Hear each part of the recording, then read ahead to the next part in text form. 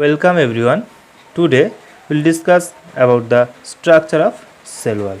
And previously we have already talked about the composition of plant cell wall in details, and also about the composition of prokaryotic cell wall, fungal cell wall, and also about the cell wall composition of some protist also, and then have discussed about the process of formation of microfibril from the cellulose molecule, and this microfibril is the structural unit of cell wall, and they arrange in different manner within the matrix of hemicellulose. And after that also discussed about the origin of cell wall during cytokinesis, where at first Golgi and air vesicle accumulated in the middle of the dividing cell and form the plasmablast, and this plasmablast secretes calcium and magnesium pectate, and they converted into cell plate, and this cell plate ultimately formed or developed into middle lamella, and on this middle lamella cellulose is deposited from the both sides, or from the cytoplasm of the both cell. Cellulose is deposited on the middle lamella and form the primary cell wall. So now we will discuss the structure of cell wall in details. Here we are showing two cell or two adjacent cells present, and they attached to one another, and this is the middle layer or membrane between them, and after magnification we will show these types of structure or diagram. So this middle line represented here with red color, this is the middle lamella, and this middle lamella helps to the attachment of the two adjacent cells. So this is cell type A and this is cell type B. So this cell A and cell B is adjacent cell, and they attach through middle lamella, and this middle lamella formed during the cytokinesis process. So this is the middle layer or the common layer between the two adjacent cell, and this middle lamella formed of or made up of calcium and magnesium pectate, which is secreted by the plasmablast or cell plate, and this is the cementing material. So it helps to keeps the two adjacent cells together, and on this middle lamella from the both side of the two cell from the primary cell wall or cellulose deposited from the cytoplasm of these cells and also from the cytoplasm of these cells. So this green layer represented the primary wall. So primary wall is present both sides of the middle lamella, or middle lamella is present between the two primary wall. So this primary wall is deposited from the cytoplasm of cell A, and this primary wall is deposited or cellulose deposited on this primary wall from the cell B. So primary wall is the outermost layer which is inside the middle lamella. So it is present in all plant cells primary wall, and mesenteric cell has only primary wall. Mesenteric means হচ্ছে ভাজক কলা। আমরা যদি দেখি তাহলে ভাজক কলার যে কোষ তাদের ক্ষেত্রে শুধুমাত্র প্রাইমারি ওয়ালটাই প্রেজেন্ট থাকবে, সেই জন্য বলা হচ্ছে meristematic cell has only primary wall and made up of more hemicellulose than cellulose. তাহলে এখানে composition of primary cell wall যদি আমরা দেখি, it is made up of more hemicellulose than cellulose, and then the secondary cell wall would be deposited on this primary wall. So inside the primary wall secondary wall is deposited, and also from the cells secondary wall is deposited inside the primary cell wall or on the primary cell wall, and this deposition of secondary cell wall is not uniform or regular. So there are some area where secondary wall is not deposited, অর্থাৎ এখানে আমরা যদি দেখি secondary wall যেটা তার ডিপোজিশনটা দুটো সেলের cytoplasm থেকেই হচ্ছে প্রাইমারি ওয়ালের ওপরে, কিন্তু তাদের ক্ষেত্রে ডিপোজিশনটা ইউনিফর্মলি বা রেগুলার হচ্ছে না, অর্থাৎ সেখানে কিছু এরিয়া আছে without deposition of secondary wall, and this area known as pit or কূপ, আমরা যেটাকে কূপ বলে থাকি, তাই এই যে এরিয়াটা সেটা কূপ, এবং এই যে ডিপোজিশনটা মানে non deposited area of secondary cell wall যেটা থাকবে সেটা কিন্তু বোথ সেলের ক্ষেত্রে প্যারালালি ফ্রন্ট টু ফ্রন্ট, অর্থাৎ সামনাসামনি অবস্থান করবে, কারণ এই পিটের মাধ্যমে দুটো কোষের মধ্যে সাইটোপ্লাজমিক কানেকশন থাকবে, পিটের মাধ্যমে কিন্তু সেই প্লাজমোডেজমাটা কানেকশনটা ফর্মেশন হবে দুটো কোষের সাইটোপ্লাজমিক এক্সচেঞ্জ হওয়ার জন্য। সেই জন্যে এখানে যদি আমার ডিপোজিশন না হয়ে থাকে আর এখানে ডিপোজিশন হয়, তাহলে এখান থেকে এখানে এক্সচেঞ্জ বন্ধ হয়ে যাবে। সেই জন্যে pit by non depository area of secondary wall যেটা বলছি, সেটা কিন্তু দুটো অ্যাডজেসেন্ট সেলের ফ্রন্ট টু ফ্রন্ট অর্থাৎ প্যারালালি তারা প্রেজেন্ট থাকবে। তাহলে আমরা এখানে একটা পিট দেখিয়েছি, এখানে একটা পিট বা কূপ দেখিয়েছি। তারপরে যদি দেখা যায় যে সেকেন্ডারি সেল ওয়ালের ক্ষেত্রে সেটা কম্পোজিশন যদি দেখা যায় made up of more cellulose than hemicellulose, তাহলে এটার মধ্যে বেশি সেলুলোজ থাকবে, হেমিসেলুলোজ কম থাকবে, এবং সেই সেলুলোজ মলিকুলগুলো মাইক্রোফাইবেল ফর্মেশন করছে বা ম্যাক্রোফাইবেল তৈরি করছে। তাহলে তারা অ্যারেঞ্জ হবে different manner within the matrix of hemicellulose. তাহলে এখানে সেই অ্যারেঞ্জমেন্টের ডিফারেন্সের জন্যে সেটাকে also classified secondary cell wall into 3 subcategories or sublayer. One is secondary 1, another is secondary 2, and third one is secondary 3. So there is arrangement is different. In S1 the microfibril arranged in diagonally, or in S2 microfibril arranged vertically, and in case of S3 microfibril arranged horizontally.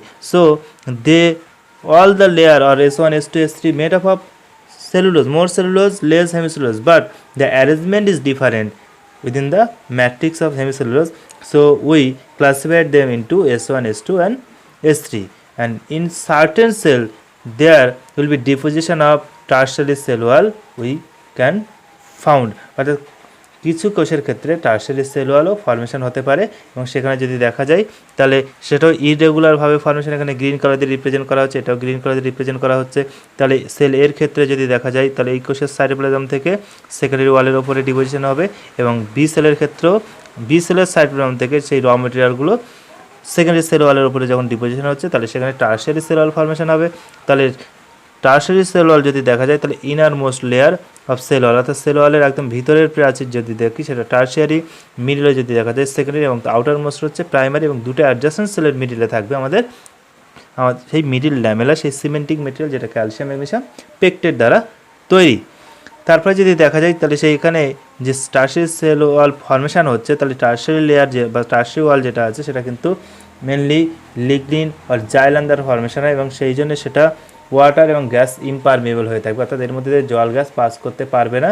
সেই জন্যে এইদের ডিপোজিশনটা regular হবে না। যদি regularly আমি এটাকে feel করে দিই তাহলে সেক্ষেত্রে দুটো কোষের মধ্যে সাইটোপ্লাজমিক এক্সচেঞ্জ টোটালি বন্ধ হয়ে যাবে। তাহলে আমি এখানে পিট রাখলাম কিন্তু এই জায়গাটা সিল করে দিলাম, সেক্ষেত্রে দুটো কোষের মধ্যে সাইটোপ্লাজমিক এক্সচেঞ্জ অফ সাবস্টেন্স হবে না, অর্থাৎ কোনো বস্তুর যাতায়াত বা তাদের এক্সচেঞ্জ হবে না।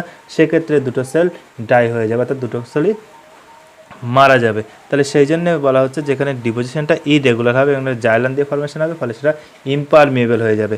তাহলে আমরা যদি দেখি primary cell wall present in all plant sell, secondary and tertiary sell wall present হবে কি হবে না, অর্থাৎ মে আর মে নট বি প্রেজেন্ট, সেটা ডিপেন্ড করছে সেই সেলের কতটা মেকানিক্যাল স্ট্রেংথ দরকার। অর্থাৎ প্রত্যেকটা প্লান্ট আমরা যে লার্জেস্ট আর লংগেস্ট যে প্লান্টগুলো দেখি তাহলে সেক্ষেত্রে আমরা খেয়াল করলে দেখব যে তাদের হাইট অনেক বেশি হয় বা তাদের সাইজ অনেক বেশি হয়, ফলে তারা গ্র্যাভিটির বিরুদ্ধে তাদেরকে মাটির উপরে দাঁড়িয়ে থাকতে হচ্ছে। সেই দাঁড়িয়ে থাকার জন্য তাহলে অনেক মেকানিক্যাল স্ট্রেংথ দরকার, ফলে সেই তার শাখা প্রশাখা ডালপালা গাছটার মানে খুব শক্তপোক্ত হতে হবে বা হার্ডেস্ট হতে হবে। তার কারণেই যে গাছের স্ট্রেংথ বা মেকানিক্যাল স্ট্রেংথ যত বেশি দরকার হবে তার ক্ষেত্রে কিন্তু প্রাইমারি মাস্ট থাকবেই সবার ক্ষেত্রে, সঙ্গে সেকেন্ডারি এবং টার্সারি লেয়ারও ফর্মেশন হবে। অর্থাৎ যত লেয়ার ফর্মেশন হবে তাহলে সেল ওয়ালের থিকনেস তত বাড়তে থাকবে। তাহলে আমরা যদি দেখি মেরিস্টেমেটিক সেলের ক্ষেত্রে তাহলে কি বললাম, শুধুমাত্র প্রাইমারি প্রেজেন্ট, তাহলে তার ক্ষেত্রে আমরা ছবিতে এটা বা এই লেয়ারগুলো দেখবেন শুধুমাত্র মিডিল লেভেলে এবং প্রাইমারি সেল ওয়াল প্রেজেন্ট থাকবে। আর যদি আমরা মেকানিক্যাল স্ট্রেংথ বেশি সেরকম কোষের ক্ষেত্রে দেখি তাহলে সেক্ষেত্রে কিন্তু সেকেন্ডারি টার্সিয়ারি সবই প্রেজেন্ট থাকবে। So this layer is the middle lamella between the two adjacent cell, that is the middle lamella between cell A and cell B. So this is the middle lamella represented by red line, and the green line represented the primary wall. This is the primary wall of cell A and this is the primary wall of cell B. And after the formation of primary cell wall there may be deposition of secondary and tertiary cell wall also.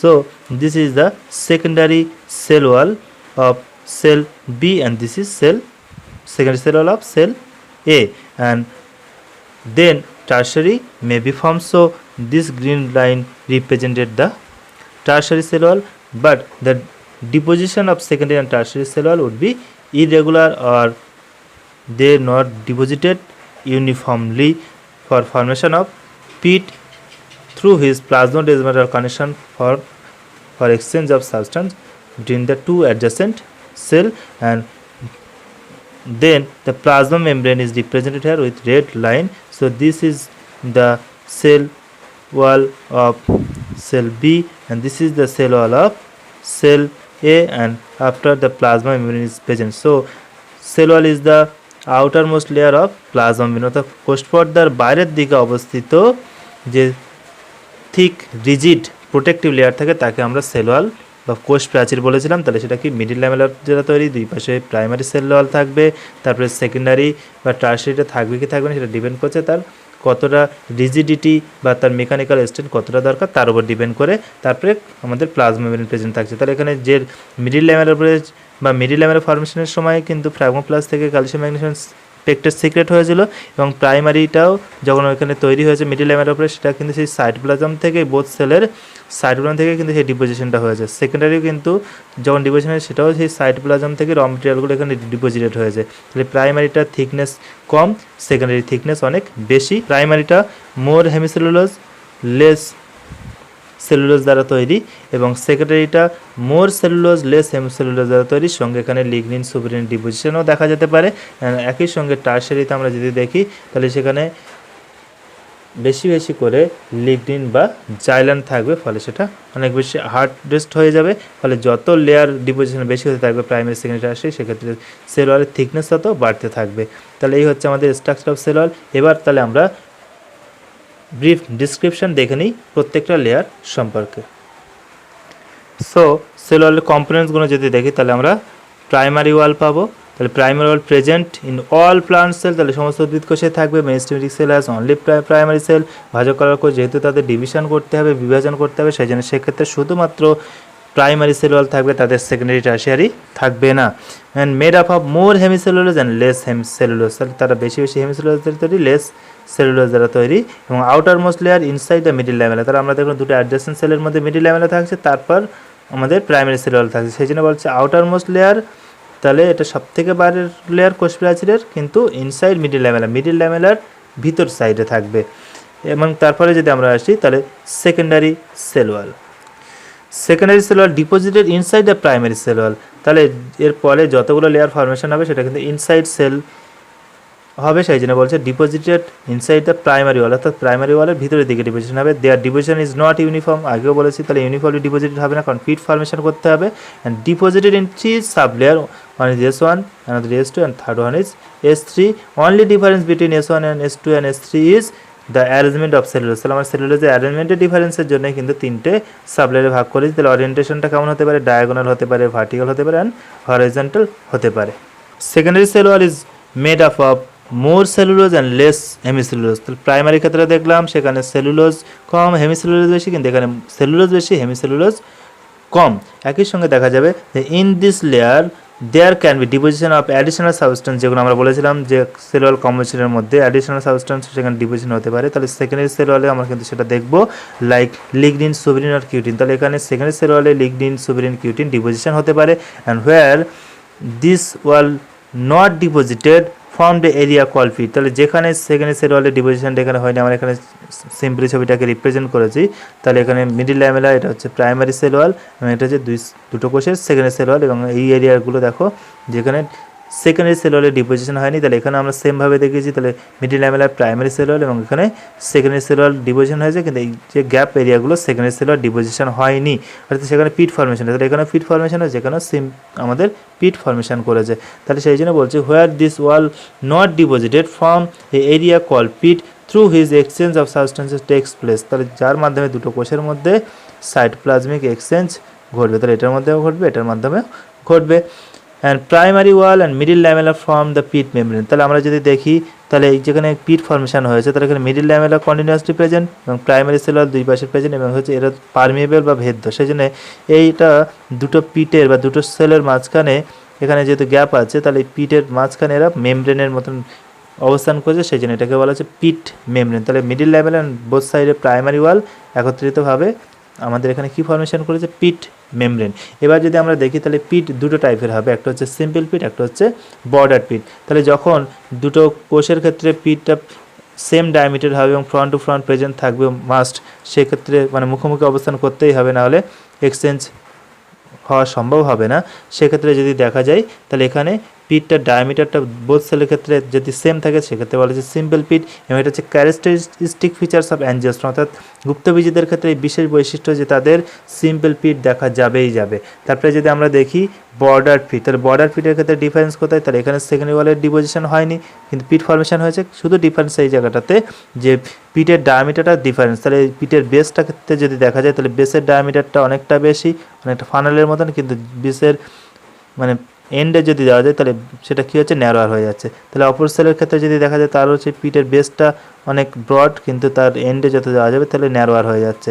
তাহলে দুটো কোষের সামনাসামনি এবং মাঝখানে কী আছে, pit membrane অবস্থান করছে, middle level এবং প্রাইমারি সেল ওয়াল মিলিতভাবে। তাহলে এই ধরনের পিটটাকে বলা হচ্ছে বর্ডার পিট বা শপার কুপ। তাহলে এটা কাদের দেখা যাবে, জিমনোস্পার্ম। তাহলে ব্যক্তবীজী উদ্ভিদ যারা আছে তাদের ক্ষেত্রে এই ধরনের পিট কিন্তু আমরা দেখতে পাবো।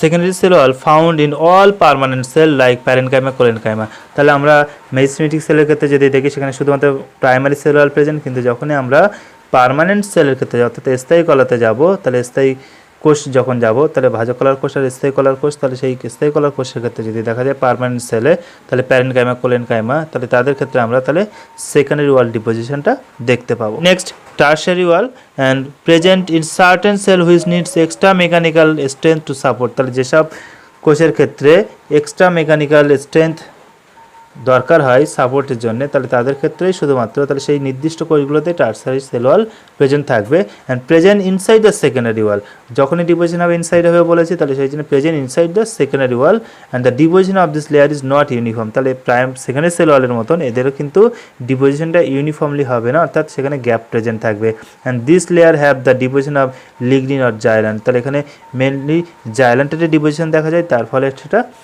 ওয়াটার অ্যান্ড গ্যাস ইম্পারমিয়েবল হয়ে যায়। তাহলে এখানে আমরা একটা এক্সাম্পল দিচ্ছি স্ক্লেন কাইমার ক্ষেত্রে। তাহলে স্ক্লেন কাইমাকে আমরা মৃত বলি, তাহলে স্ক্লেন কাইমার কলার কোষ মৃত কেন হয়, কারণটা হচ্ছে তাহলে এখানে আমরা শুধু টার্সারি সেল ওয়ালটা দেখিয়েছি, যেটা আমার প্রাইমারি সেকেন্ডারি সব যেমন থাকে তেমন আছে, কিন্তু টার্সারি সেল ওয়ালের ক্ষেত্রে uniform deposition of lignin in cell wall. তাহলে এখানে দেখো আমরা ডটেড ডট দিয়ে এখানে দেখিয়েছি যে সেখানে ইউনিফর্মলি লিগনিন ডিপোজিশন হয়ে গেছে, ফলে তার পার্শ্ববর্তী যে কোষগুলো ছিল তাদের সঙ্গে টোটালি এক্সচেঞ্জ বন্ধ, সেই বন্ধ হয়ে যাওয়ার কারণেই সেলটা কী হয়ে যাচ্ছে, ডেথ হয়ে যাচ্ছে। Next middle lamella, we have already talked of that it is the cementing material present between two adjacent cells and present in between the primary wall of the two adjacent দুটো কোষের primary ওয়ালের মাঝখানে তাহলে কে থাকবে, middle ল্যামেলাটা present থাকছে। তাহলে made up of calcium আর magnesium pectate. তাহলে আমরা বললাম এটা ক্যালসিয়াম ম্যাগনেসিয়াম পেকটেট দ্বারা তৈরি, যেটা ফ্রাগমোপ্লাস্ট সিক্রেট করে থাকে and it is formed first during the cytokinesis process. তাহলে এটা সাইটোকাইনেসিস প্রসেসের সময় কিন্তু ডেভেলপ বা ফর্মেশনটা হয়ে থাকে। Now the function of cell wall. Cell wall provide shape to the cell and plant have height. তাহলে আমরা যদি দেখি তাহলে এটা হচ্ছে আউটার মোস্ট ব্রিজিড এবং সেখানে primary secondary tertiary cell wall deposition হওয়ার ফলে তার থিকনেস বা তার হার্ডনেস অনেক বেড়ে যায়, ফলে সেটা কী হচ্ছে সেলের শেপ প্রদান করে থাকে, আকার আকৃতি প্রদান করে, একই সঙ্গে হচ্ছে প্লান্ট অফ হাইট। তাহলে আমরা প্লান্টের এত হাইট দেখি যে তাল গাছ, নারকেল গাছ যেগুলো হচ্ছে অনেক হাইট হয়, তাহলে সেই হাইট কীভাবে সম্ভব, তাহলে এরকম হার্ডেস্ট সেল ওয়াল প্রেজেন্ট থাকার জন্য সেলগুলো হার্ড হবে এবং সেক্ষেত্রে সেই সেলগুলো দ্বারা যে টিস্যু বা কলা ফর্মেশন হবে তারও হার্ড হবে এবং আলটিমেটলি সেখান থেকে যে অর্গান বা অর্গানিজম বা প্লান্টটা তৈরি হবে সেটাও হবে অনেক বেশি হার্ড, ফলে সে মেকানিক্যাল স্ট্রেন্থ টলারেট করে গ্র্যাভিটির বিরুদ্ধে কিন্তু মাটির ওপরে সহজে দাঁড়িয়ে থাকতে পারছে। সেই জন্য plant have the height for the present of cell wall. And primary wall helps in enzymatic reaction, and primary cell wall has more hemicellulose and less cellulose, and there has some enzymatic reactions also. And next, transfer of water through apoplast. What is apoplast? তাহলে আমরা plant সেলের ক্ষেত্রে যদি দেখি তাহলে সেক্ষেত্রে কিন্তু অ্যাপোপ্লাস্টের মাধ্যমে ওয়াটার ট্রান্সপোর্ট হয়ে থাকে, অর্থাৎ উদ্ভিদের জলের শোষণ যে ক্ষেত্রে হয় তখন এই ঘটনাটা ঘটে। তাহলে আমরা এখানে দেখিয়েছি যে কীভাবে শোষণটা হচ্ছে। তাহলে এখানে রুট হেয়ার দেখানো হচ্ছে মূলরম এবং এটা মাটির মধ্যে প্রবেশ করে আছে, এখানে জল প্রেজেন্ট, এখানে হচ্ছে এপিডার্মিস লেয়ার, তারপরে আমরা কর্টিক্যাল লেয়ার দেখেছি, তারপরে জাইলেম দেখানো হয়েছে সরাসরি। তাহলে আমরা এখানে এন্ডোডার্মিস বা ডিটেল স্ট্রাকচার দেখানি, শুধু বিষয়টা বোঝার জন্য এখানে দেখানো হয়েছে যে প্রথমে জলটা মূলরম দ্বারা শোষিত হয়েছে, শোষিত হওয়ার পরে সেটা এপিডার্মিস লেয়ারে আছে, এপিডার্মিস থেকে এখানে কর্টেক্সের যে সেলগুলো রয়েছে প্লান্ট সেল, তাদের সেল ওয়ালের থিকনেসটা অনেক বেশি দেখানো হয়েছে, গ্রিন কালার দিয়ে রিপ্রেজেন্ট করা হয়েছে। তাহলে এই থিক সেল ওয়ালের মধ্যে দিয়ে কী হচ্ছে, ওয়াটারটা একটা কোষ পাস করছে, আলটিমেটলি সেটা জাইলেমে যাবে, সেখান থেকে অ্যাসেন্ট অফ স্যাফ হবে, অর্থাৎ রসের উস্রোত ঘটবে এবং সেই জলটা পাতায় গিয়ে পৌঁছে যাবে এবং সেটা ফটোসিনথেসিসে সাহায্য করবে। তাহলে এখানে জলের পরিবহন যেটা হচ্ছে থ্রু হচ্ছে সেল ওয়ালের মাধ্যমে হচ্ছে, তার কোষ প্রাচীরের মাধ্যমে হচ্ছে। তাহলে এক্ষেত্রে জলটা কিন্তু কোষের মধ্যে এন্ট্রি করছে না। তাহলে এই ধরনের পাথওয়েকে বলা হচ্ছে অ্যাপোপ্লাস্টিক ট্রান্সপোর্ট বা অ্যাপোপ্লাস্টিক পাথওয়ে। তারপরে এখানে যদি দেখা যায় যে সিমপ্লাস্টটাও একই সঙ্গে আমরা দেখিয়ে দিয়েছি। তাহলে যখন ওয়াটার অ্যাবজর্পশন যেটা হবে, তাহলে সেক্ষেত্রে সেই ওয়াটারটা ট্রান্সফার হবে একটা সেল থেকে একটা সেলের মধ্যে থ্রু প্লাজমোডেজমাটা। তাহলে এখানে যে চ্যানেলটা আমরা দেখতে পাচ্ছি, তাহলে এটাকে আমরা কী বলবো, প্লাজমোডেজমাটা। তাহলে এখানে সেই প্লাজমোডেজমাটা কানেকশনের মাধ্যমে বা সেল টু সেল যে জাংশন আছে সেই জাংশনের মাধ্যমে ওয়াটারটা ট্রান্সফার হচ্ছে।